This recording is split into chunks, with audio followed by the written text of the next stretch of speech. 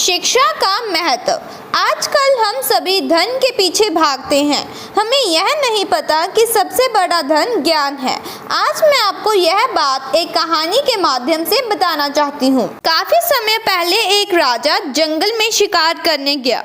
बरसात का मौसम होने के कारण ये अंदाजा लगाना काफी मुश्किल होता है कि कब बारिश आ जाए, और हुआ भी यही। अचानक आकाश में बादल छा गए और बारिश होने लगी। सूरज डूबने लगा और धीरे धीरे अंधेरा छाने लगा। अंधेरे में राजा अपने महल का रास्ता भूल गया और सिपाहियों से अलग हो गया।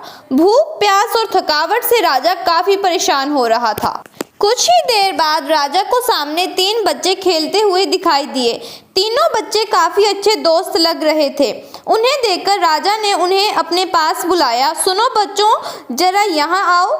यह सुनकर जब बच्चे वहां पहुंचे तो राजा ने उनसे पूछा, क्या तुम कहीं से थोड़ा भोजन और जल ला सकते हो? मैं बहुत भूखा और प्यासा हूँ।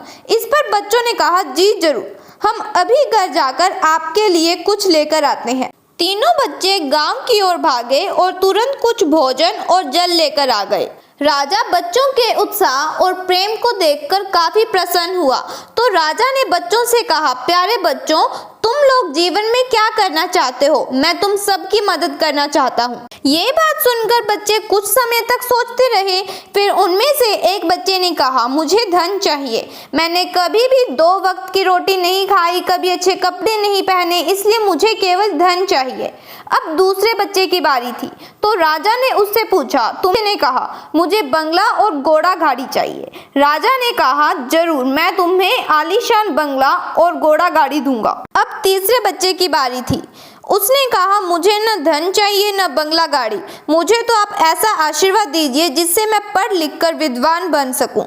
तीसरे बच्चे की इच्छा सुनकर राजा बहुत प्रभावित हुआ।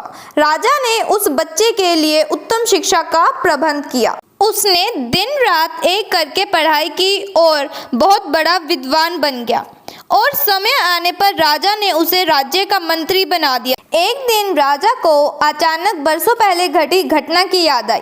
उन्होंने मंत्री से कहा, कई साल पहले तुम्हारे साथ जो 2 बच्चे थे, अब उनका क्या हाल है? मैं चाहता हूँ कि मैं एक बार तुम तीनों से मिलूं, इसलिए कल तुम अपने दोनों मित्रों को भोजन पर आमंत्रित करो।